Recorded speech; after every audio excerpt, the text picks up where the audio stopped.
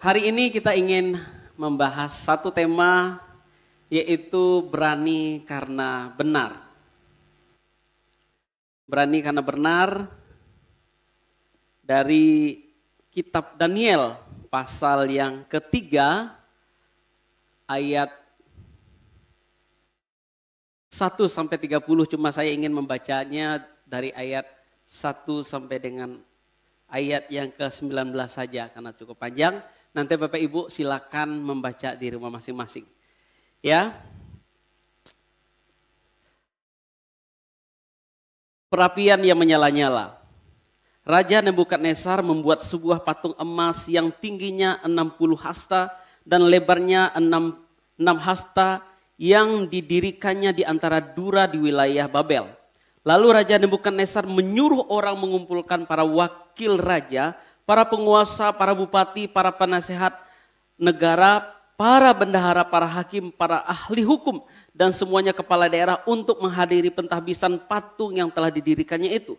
Lalu berkumpullah para wakil raja, penguasa, para bupati, para penasehat negara, para bendahara, para hakim, para ahli hukum, dan semua kepala daerah untuk menghadiri pentahbisan patung yang didirikan Raja Nebukadnezar itu. Dan berserulah seorang bentara dengan suara nyaring, beginilah dititahkan kepadamu hai orang-orang dari segala bangsa, suku, bangsa dan bahasa, demi kamu mendengar bunyi sangkakala, seruling kecapi, rebab, gambus, serdam, dan berbagai-bagai jenis bunyi-bunyian, maka haruslah kamu sujud menyembah patung yang didirikan Raja Nebukadnezar itu. Siapa yang tidak sujud menyembah akan dicampakkan seketika itu juga ke dalam perapian yang menyala-nyala. Sebab itu demi segala bangsa mendengar bunyi sangkakala, seruling kecapi, rebab, gambus, dan berbagai-bagai jenis bunyi-bunyian, maka sujudlah orang-orang dari segala bangsa, suku, bangsa, dan bahasa, dan menyembah patung emas yang telah didirikan Raja Nebukadnezar itu. Pada waktu itu juga tampillah beberapa orang Kasdim menuduh orang Yahudi. Berkatalah mereka kepada Raja Nebukadnezar, ya Raja, kekalah hidup Tuanku. Tuanku telah mengeluarkan titah bahwa setiap orang yang mendengarkan bunyi sangkakala, seruling kecapi, rebab, gambus, serdam, dan berbagai-bagai jenis bunyi-bunyian harus sujud menyembah patung emas itu. Dan bahwa siapa yang tidak sujud menyembah akan dicampakkan ke dalam perapian yang menyala-nyala. Ada beberapa orang Yahudi yang kepada mereka telah Tuanku berikan perintah atas wilayah Babel, yakni Sadrak, Mesak, dan Abednego. Orang-orang ini tidak mengindahkan titah Tuanku, ya Raja. Mereka tidak memuja dewa Tuanku dan tidak menyembah patung yang telah Tuanku dirikan. Sebab itu Nebukadnezar memerintahkan dalam marahnya dan geramnya untuk membawa Sadrak, Mesak, dan Abednego menghadap. Setelah orang itu dibawa menghadap raja, berkatalah Nebukadnezar kepada mereka, apakah benar, hai Sadrak, Mesak, dan Abednego, bahwa kamu tidak memuja dewaku dan tidak menyembah patung emas yang kudirikan itu? Sekarang jika kamu bersedia, demi kamu mendengar bunyi sangkakala, seruling kecapi, rebab, gambus, serdam, dan berbagai-bagai jenis bunyi-bunyian, sujudlah menyembah patung yang kubuat itu. Tetapi jika tidak menyembah, kamu akan dicampakkan seketika itu juga ke dalam perapian yang menyala-nyala. Dan dewa manakah yang dapat melepaskan kamu dari tanganku? Lalu Sadrak, Mesak, dan Abednego menjawab Nebukadnezar, tidak ada gunanya kami memberi jawab kepada Tuanku dalam hal ini. Jika Allah kami yang kami puja sanggup melepaskan kami, maka ia akan melepaskan kami daripada perapian yang menyala-nyala itu dan dari segala tanganmu ya Raja. Tetapi seandainya tidak, hendaklah Tuanku mengetahui ya Raja, bahwa kamu tidak akan memuja dewa Tuanku dan tidak akan menyembah patung emas yang Tuanku dirikan itu. Maka meluaplah kegeraman Nebukadnezar, air mukanya berubah terhadap Sadrak, Mesak, dan Abednego. Lalu diperintahkan supaya perapian itu dibuat 7 kali lipat panas dari yang biasa. Ya Bapak Ibu, kita akan sama-sama belajar dari bagian ini. Sebelumnya saya ingin menunjukkan sebuah video. Iya, nah kali ini udah tadi Pak. Ya guys, welcome back again to my channel Bang Moto Vlog ya. Kali ini sebenarnya gua nggak ada niat bikin konten, tapi ada yang seru di depan guys. Ya ini biasanya kalau gua nggak pasang kamera itu ada gitu kan. Tapi begitu kalau nggak pasang kamera, Ya gimana sih kalau nggak pasang kamera itu apa namanya? Kalau nggak pasang kamera ada. Selamat siang Bapak, mohon maaf mengganggu perjalanan. Iya. Kita ada apa namanya pajak kendaraan bermotor, jadi ngeliat pajaknya Pak. Oh siap. Apa ya dompet ya?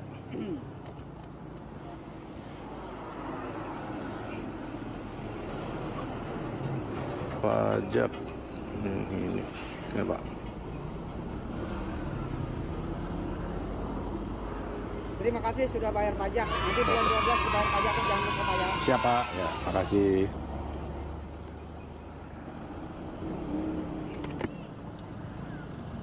Oke, kalau nggak pasang kamera, kadang kan sering nemu gua kayak gini. Begitu dipasang, nggak ada. Nah, kali ini, udah tadi Pak? Tadi udah? Udah di belakang. Oh iya. Oke, terima kasih. Pernah dalam situasi begini mengendara? Pernah? Kalau surat-suratnya lengkap, pajaknya dibayar, tenang. Silakan, mau cegah saya juga boleh ya kan?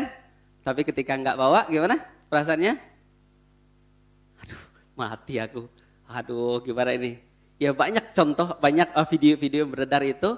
Ketika ada razia begitu, ada orang langsung belok cepat begitu ya. Ada yang terjatuh, ada yang nabrak orang lain karena menghindar dan lain sebagainya. Karena mereka tahu mereka salah. Atau mungkin kita pernah mengalami itu, kita tahu kalau kita benar aman saja. Mau periksa apa? Ayo silakan. Nggak melanggar, surat-surat lengkap, kendaraan lengkap dan lain sebagainya, aman, tentram. Tapi kalau ada salah itu, aduh takut ya. Jangan-jangan nih ada polisi di depan. Saya kemarin itu pas lampu merah yang di hotel Grand Suris itu, ada 2 anak muda tuh lagi berhenti, polisi samperin, langsung suruh putar balik karena dia nggak pakai helm dan lain sebagainya. Nah Bapak Ibu Saudara, berani karena benar, tapi ada orang takut juga karena salah. Ya, Bapak Ibu Saudara, dosa atau kesalahan atau pelanggaran memang akan menimbulkan rasa takut. Takut menerima konsekuensi dari kesalahan yang kita buat. Ya, karena itu memang dosa akan menghakimi kita, menuduh kita dan membuat kita merasa bersalah. Oleh karena itu setiap kali kita berbuat dosa, berbuat kesalahan, membuat pelanggaran itu seperti kehilangan damai sejahtera. Misalnya seperti tadi, ya takut kalau di depan ada polisi. Kalau polisi tahan nanti motor saya bisa ditahan, nanti SIM-nya bisa dicabut dan lain sebagainya. Jadi karena kita melakukan sesuatu yang salah, damai sejahtera kita bisa hilang. Atau misalnya kita terpaksa berbohong, pasti kita takut, aduh nanti kalau bohong saya ketahuan gimana? Nanti kalau belang saya ketahuan tuh gimana? Dosa itu seperti menuduh kita atau membuat kita menjadi rasa takut. Takut kalau kita akan menerima konsekuensi dari kesalahan yang kita buat. Setiap kali manusia melakukan dosa, kalau Roh Kudus ada di dalam dirinya, pasti ada, aduh nanti bagaimana ya. Nah sebaliknya ketika kita tahu bahwa kita benar, kita tidak akan kehilangan damai sejahtera. Kita akan merasa tenang walaupun ada tantangan, walaupun di depan kita ada ancaman. Kita ngerasa benar, kita ngerasa saya tidak melakukan sesuatu yang salah, saya aman saja. Nah Bapak Ibu Saudara, demikian yang dihadapi oleh Sadrak, Mesak dan Abednego. Ketika dia mendapatkan satu perintah, mendengarkan satu perintah, yaitu untuk menyembah patung yang didirikan oleh Nebukadnezar. Mereka nggak ngerasa gentar ketika mereka tidak melakukannya.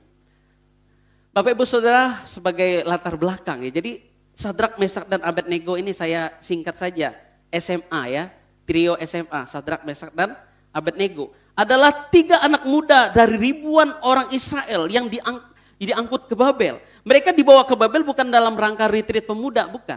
Ya, bukan dalam rangka mereka mau wisata. Oh, kita jalan-jalan ya, berwisata ke luar negeri ke Babel. Enggak. Mereka diangkut di sana karena bangsa mereka ditaklukkan oleh orang Babel yang pada saat itu memang berkuasa. Ya, di dunia salah satu mereka adalah bangsa yang sangat kuat. Mereka diangkut di sana menjadi budak. Mereka mengalami banyak kesulitan. Jangankan untuk senang-senang, jangankan untuk menikmati, ya, untuk hidup, bertahan hidup saja mereka sulit. Sebagai budak atau sebagai bangsa buangan, mereka dipaksa untuk ikut aturan main yang dibuat oleh raja. Walaupun mereka tahu ini nggak boleh.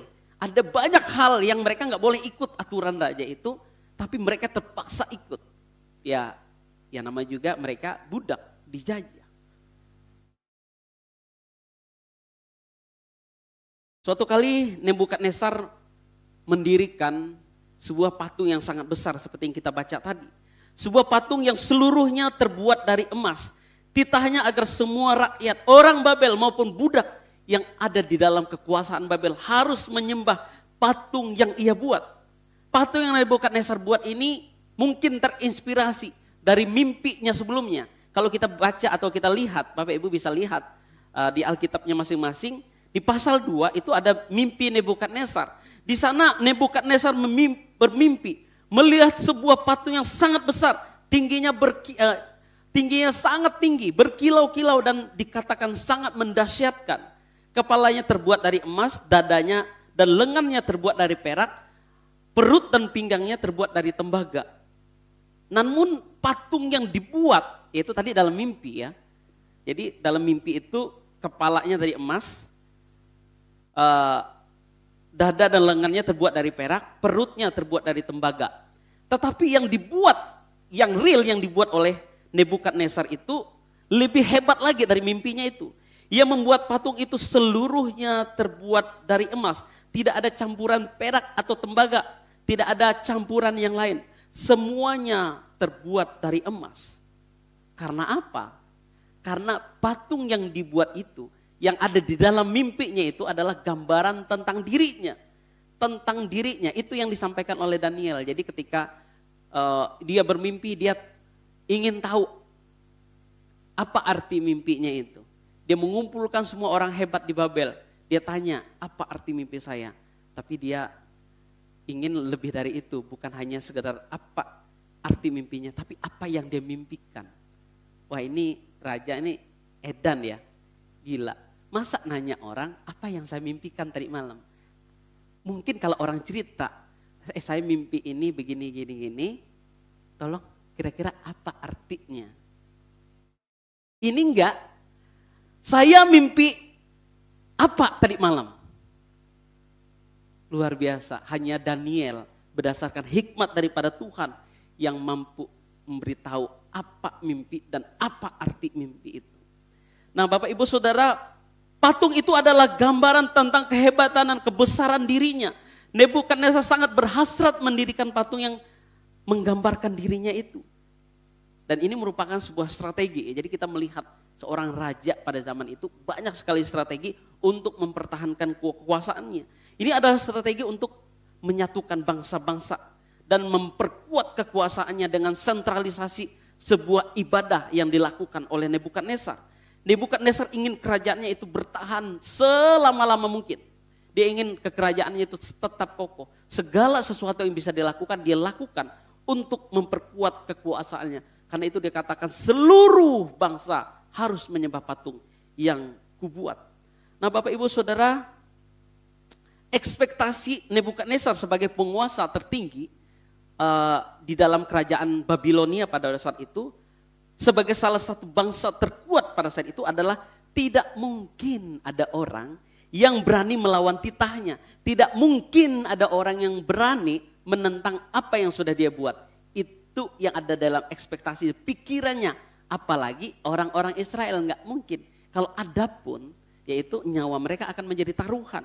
Nyawa mereka yang akan melayang kalau ada yang berani menentang titah raja. Sudah disampaikan di dalam bagian yang tadi kita baca, bahwa sudah ditetapkan kalau ada orang yang tidak menyembah patung itu akan dicampakkan dalam perapian yang menyala-nyala. Namun apa yang mereka dengar? Nebukadnezar dengar. Ada 3 orang Israel, trio SMA ini, Sadrak, Mesak dan Abednego, yang tidak menyembah patung yang ia dirikan. Ini membuat dia sangat marah.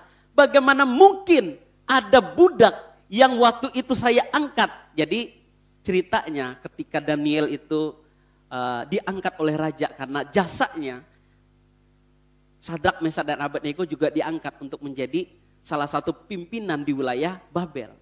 Nah ini 3 orang yang diangkat ini yang notabene adalah budak, nggak nyembah, hatinya sangat marah. Wah, dia ngerasa nggak dihargai, dia merasa dihina oleh orang-orang yang dia angkat itu.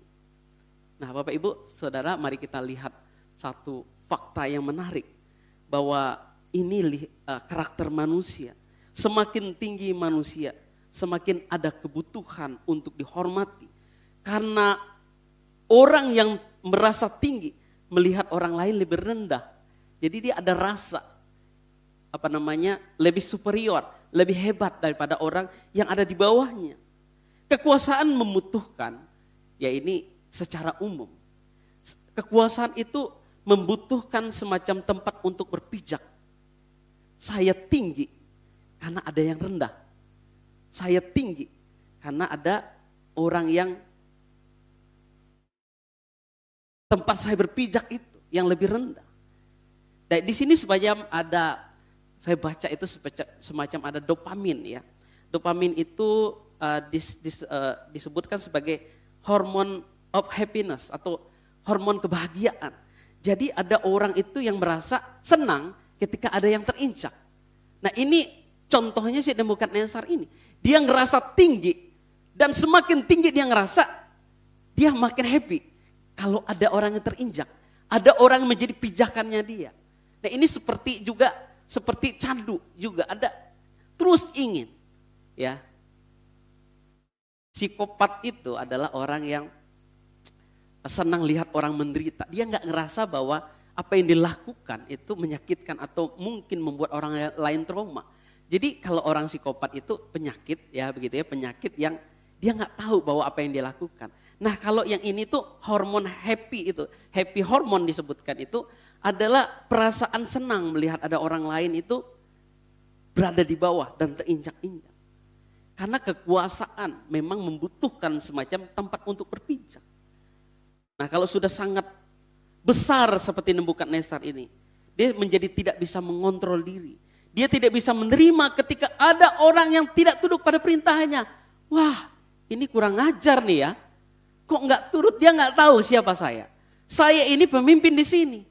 Itu seperti kayak dia nggak bisa terima. Kenapa ada orang yang adalah budak, yang adalah bawahan, nggak bisa terima perintah yang semacam ini. Nggak tahu terima kasih emang. Nggak orang bangsa nggak tahu terima kasih. Mungkin itu dalam pikirannya dia. Dia menjadi sangat marah ya karena ada orang tidak ikuti perintahnya. Menuruti perintah menjadi kebutuhan dan tidak boleh ada yang membantah. Membantah artinya tidak hormat. Membantah artinya tidak taat. Membantah artinya harus mati. Itu yang ada dalam pikiran Nebukadnezar. Mengerikan ya.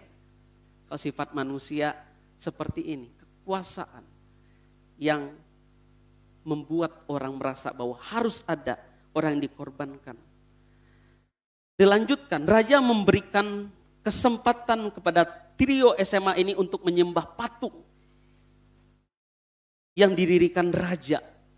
Ya, ini yang saya sampaikan tadi, bahwa ini bagian kepala itu menggambarkan kerajaan Babilonia sebagai kepala yang unggul. Silver ini kerajaan setelahnya, Media Persia. Ya, bronze ini atau perak ini, perunggu ini adalah gambaran kerajaan Yunani ya. Dan ini adalah besi iron itu gambaran tentang kerajaan Romawi. Dan ini ya kerajaan-kerajaan setelahnya. Jadi orang Nebukadnezar ini berhasrat atau punya mimpi yang lebih besar. Semuanya terbuat dari patung, dari emas. Patungnya nggak ada dari perak. Dia pengennya semua kekuasaan itu ada di dalam dirinya. Nggak ada terpecah-pecah seperti ini.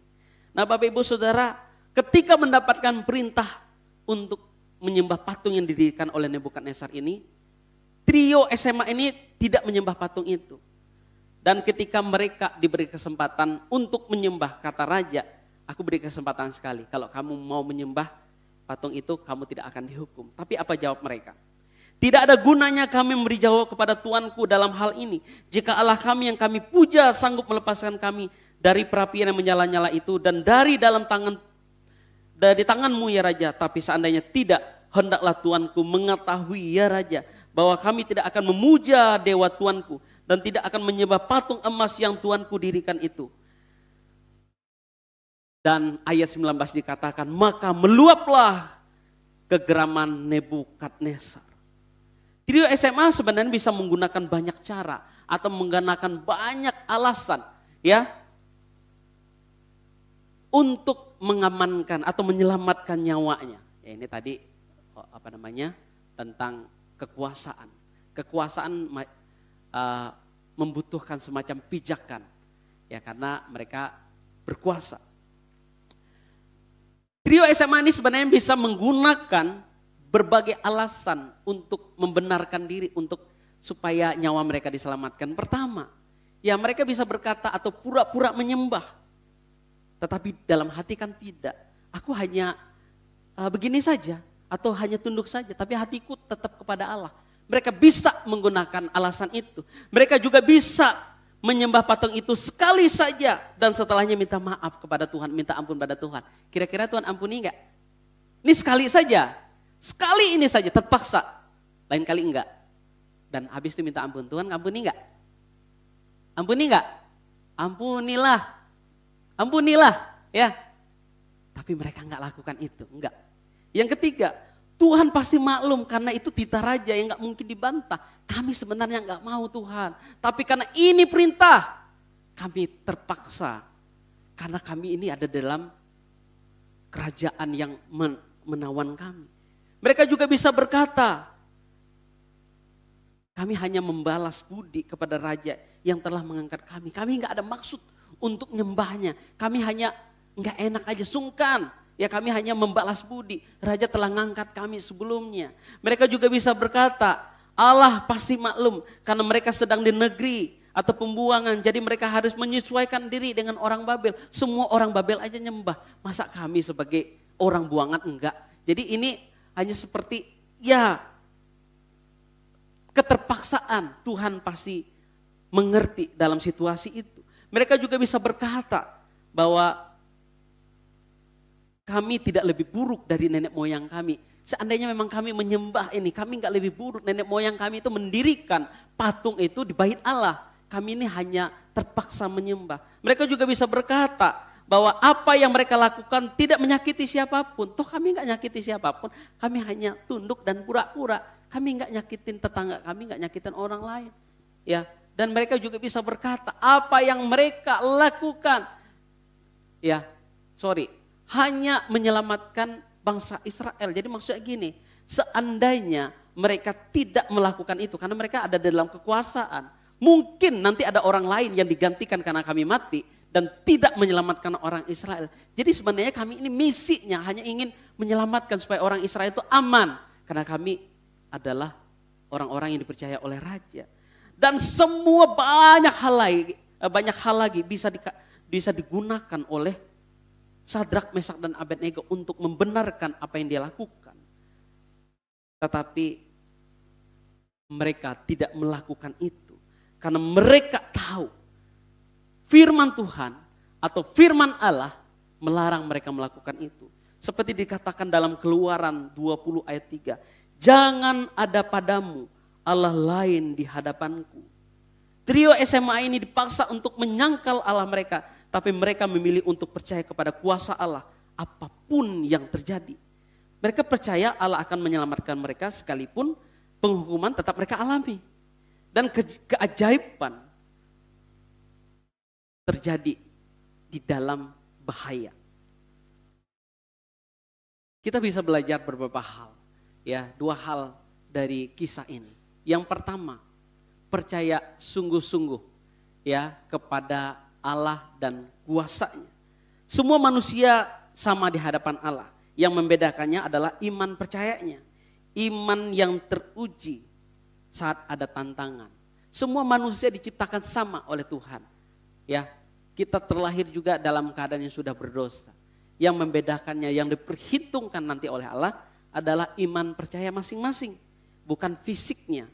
Keberanian Sadrak, Mesak, dan Abednego ini bukan berasal dari diri mereka. Mereka berani ada alasannya, yaitu karena mereka percaya kepada Allah dan percaya kepada kuasa Allah jauh lebih besar daripada kekuasaan Nebukadnezar itu sendiri. Sekalipun mereka punya banyak alasan untuk tidak percaya pada Tuhan. Ya, jadi mereka sebenarnya juga bisa punya alasan untuk tidak percaya pada Tuhan. Kenapa? Karena terbukti mereka dalam pembuangan. Kalau memang Allah itu mengasihi mereka, kuasa Allah lebih besar dari apapun, mereka seharusnya tidak di situ. Ketiga orang ini bisa beralasan gitu. Tetapi mereka tetap percaya pada Tuhan. Walaupun kondisi mereka sendiri ada dalam pembuangan.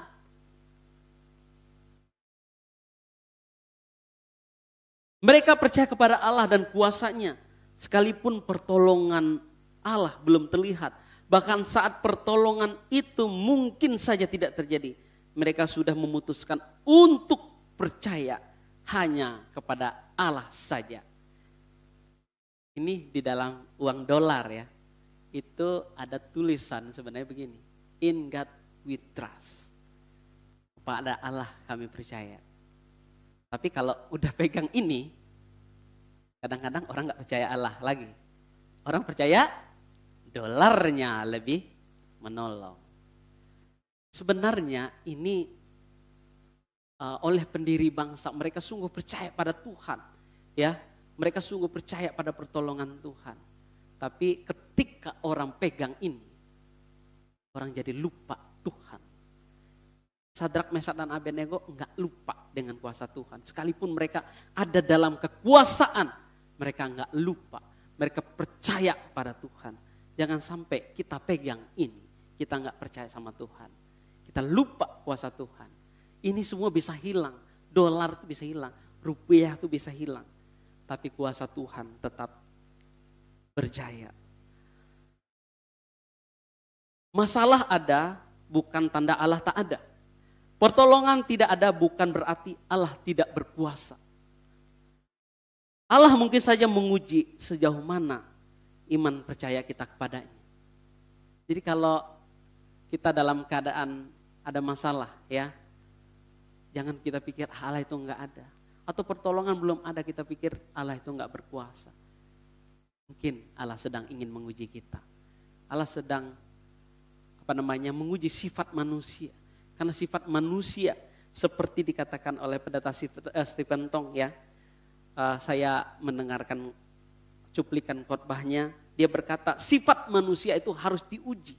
Ya, dan ujian diberikan agar manusia menang menghadapi ujian itu. Sifatnya memang harus diuji. Tapi bukan supaya kita kalah. Bukan kita sebagai orang pecundang, tapi kita harus menang. Yang kedua, berpikir dan berkata dan bertindak benar. Bapak Ibu Saudara, apa yang dipikirkan oleh trio SMA ini?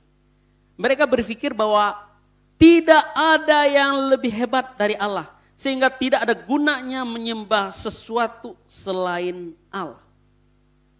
Jadi mereka udah tahu dalam pikirannya tidak ada gunanya menyembah selain Allah karena hanya Allah yang berkuasa. Kalau kita udah tahu yang paling tinggi, kalau kita udah percaya pada yang paling tinggi, kita gak butuh lagi sesuatu yang lain.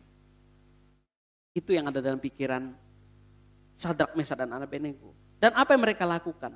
Apa yang mereka katakan? Tidak ada gunanya kami memberi jawab kepada Tuanku dalam hal ini. Jadi mereka itu berpikir juga benar. Maksudnya gini, dia nggak membantah, dia nggak menantang raja dalam arti nanti Tuhan kami akan menghukum raja, enggak. Dia bilang kami nggak perlu memberi jawab. Karena apa? Karena ya kami hanya percaya kepada Allah kami. Percuma kami tidak percaya kepada yang lain.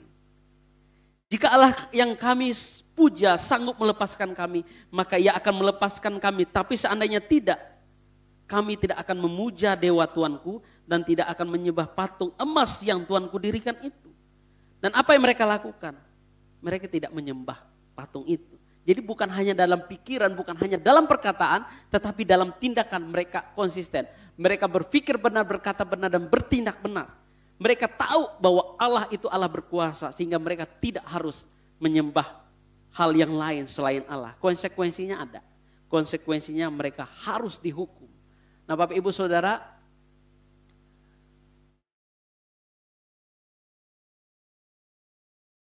ini dia, pikiran, perkataan, dan tindakan itu sama. Konsekuensinya mereka harus dihukum. Semua orang Kristen itu tahu Bapak Ibu, bahwa tidak ada yang lebih berkuasa dan tidak ada Allah lain seperti Allah yang kita sembah. Adakah yang di ruangan ini percaya ada Allah lain yang lebih berkuasa daripada Allah yang kita sembah? Ada? Artinya kita setuju bahwa kita hanya menyembah kepada Allah saja yang berkuasa. Tapi tidak semua orang Kristen bertindak seperti apa yang mereka tahu. Mengapa? Karena tidak semua orang Kristen sungguh-sungguh percaya kepada Allah. Dan status sebagai orang Kristen tidak menjamin bahwa kita terbebas dari hukuman. Seperti khotbah saya di bulan lalu, bahwa pengetahuan kita akan Allah tidak akan menyelamatkan kita. Yang menyelamatkan adalah iman percaya kita kepada Tuhan yang terwujud nyata di dalam perbuatan kita.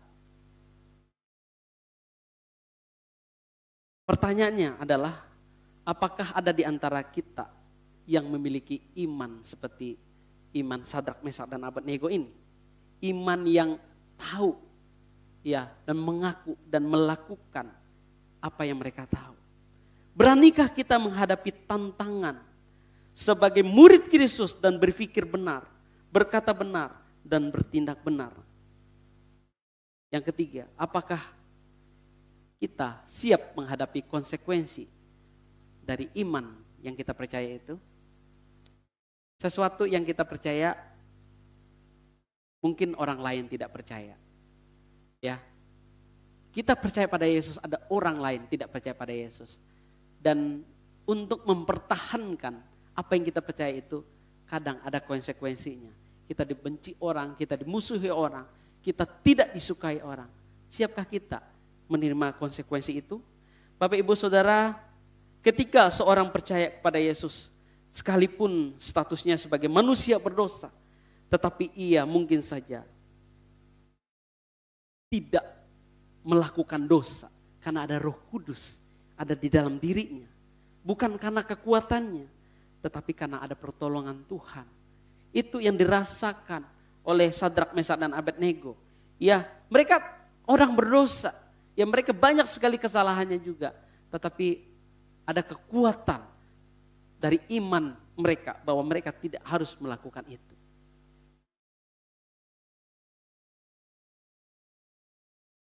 Terakhir, penutup. Kalau bicara tentang berani, Bapak Ibu Saudara, mungkin lebih banyak orang yang berani walaupun salah, ya. Walaupun mereka mungkin salah daripada orang benar. Kadang-kadang orang salah itu juga berani. Ya, berani mungkin karena orang lain melakukan hal yang sama karena sama-sama salah. Ya. Jadi saya pernah menyaksikan video juga di lalu lintas gitu.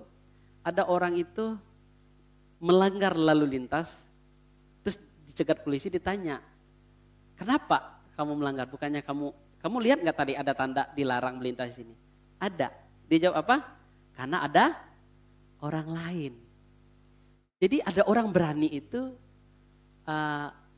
salah pun berani. Ada orang demikian. Ya, banyak orang itu berani walaupun mereka salah karena ada orang lain yang sama-sama. Ya, jadi penekanannya bukan kepada keberanian, tetapi kepada kebenarannya. Jadi berani karena benar, penekanannya bukan karena beraninya, tetapi kepada kebenarannya. Ya, benar lebih penting daripada berani. Tapi kalau kita udah pada jalur yang benar, kenapa kita harus takut? Tantangan pasti ada. Tapi kebenaran pasti menang. dari yang salah. Kita mungkin akan jalan sendiri. Gak apa-apa. Kalau kita tahu memang yang kita lakukan itu benar. Aduh, tapi banyak orang di sini. Aduh, salah nggak ya saya ya? Kok jalan sendiri? Tapi kita yakin kita benar, jalan saja. Walaupun semua orang berani. Karena ada orang lain di sana. Kadang-kadang memang hidup itu begitu. Sadak, Mesak, dan Abednego nggak ikut-ikutan yang lain. Mereka lain sendiri jalannya. Karena mereka tahu bahwa yang mereka lakukan itu benar. Jadi yang mereka lakukan itu benar. Jadi bukan karena mereka sangat berani, bukan. Karena mereka tahu yang mereka lakukan itu benar. Makanya mereka berani. Banyak orang salah, tetapi merasa tenang karena ada temannya yang sama-sama salah. Beranilah untuk menjadi benar walau sendirian. Tuhan Yesus memberkati. Mari kita berdoa.